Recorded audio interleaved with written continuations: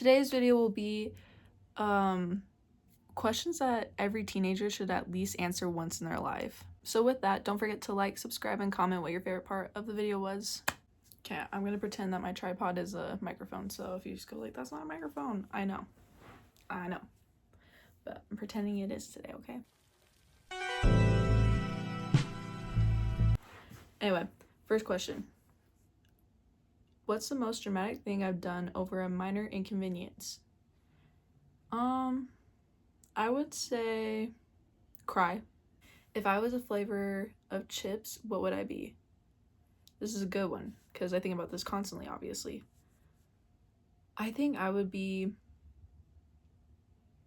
if I'm basing it off personality, I think I don't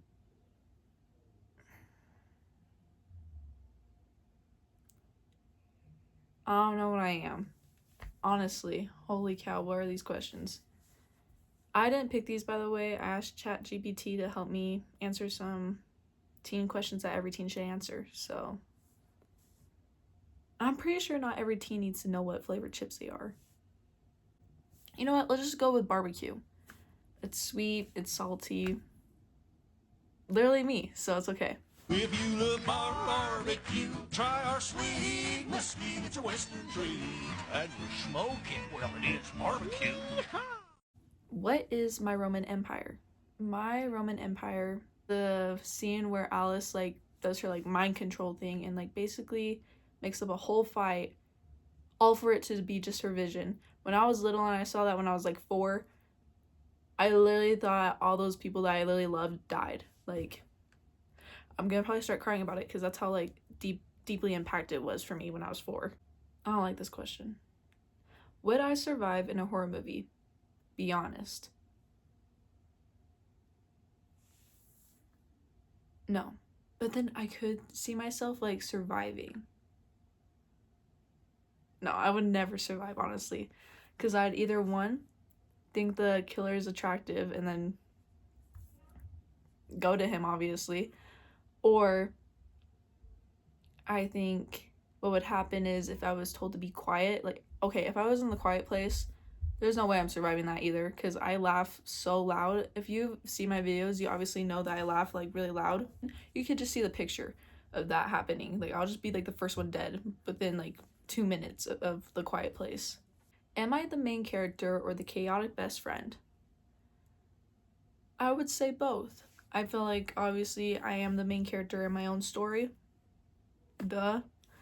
But I also see myself being the chaotic best friend.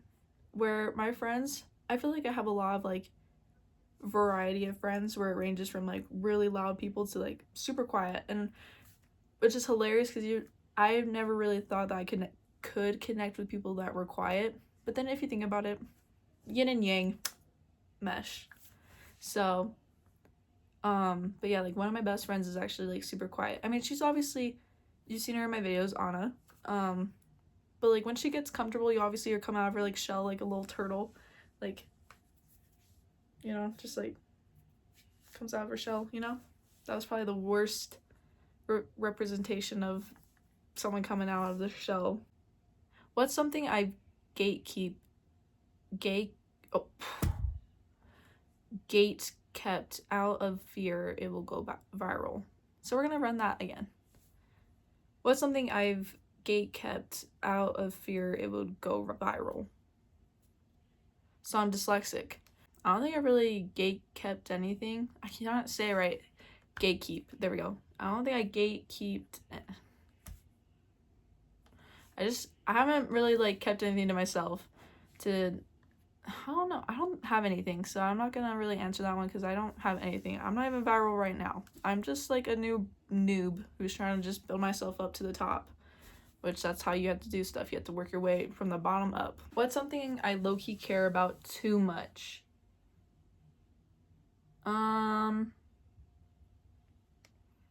It's people's opinions. I feel like I care too much and life is too little for me to like actually just focus on me, you know? Like, there's no point to focus on all those haters out there. There's just no point, you know? Like, you only live once, live it to your best, live it to your fullest, because literally high school and like middle school and elementary school. Well, elementary school is kind of long, especially in Utah. It's like up to 6th grade. But every other grade is like 3 years, 4 max apparently, or something like that.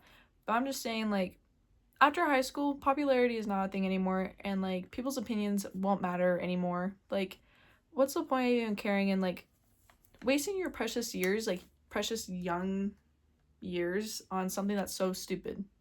You know, like if someone said something about you that you, or just said like a rumor about you in general, or said something mean, don't focus on that. Like, just focus on like living, because while they're talking crap about you, you're just living your life and you're not even gonna entertain that, you know?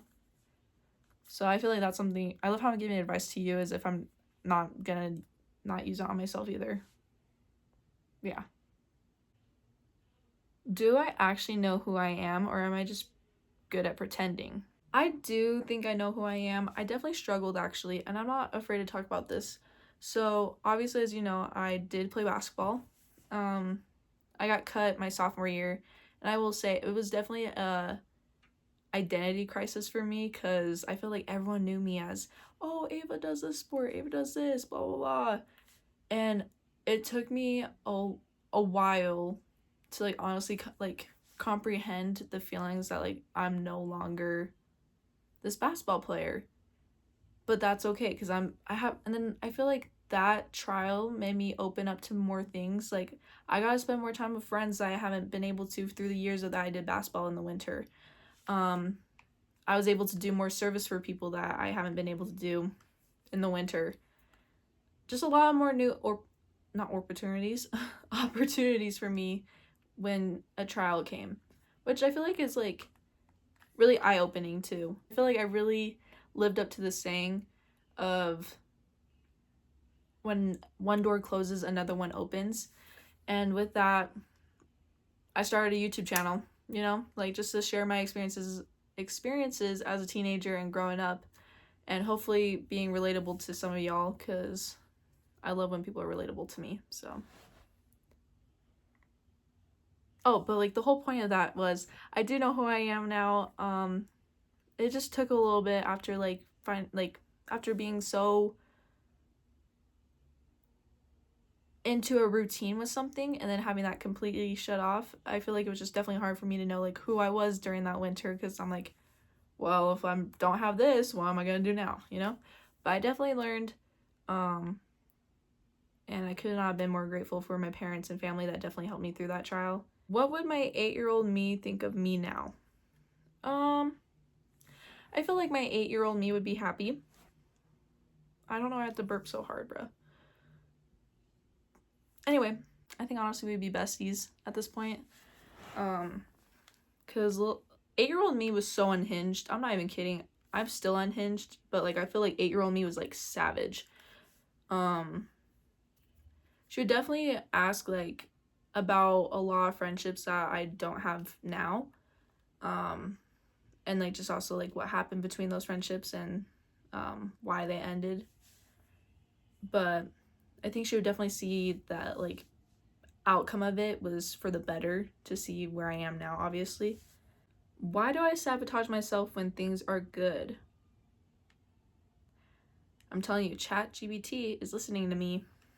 So when I pulled this up, I was like, okay, clearly the FBI is watching me. I feel like I sabotage myself now. I didn't used to self-sabotage until I think kind of recently, where I think I'm too scared that it's not real, if that makes sense. Like, it's too good to be true.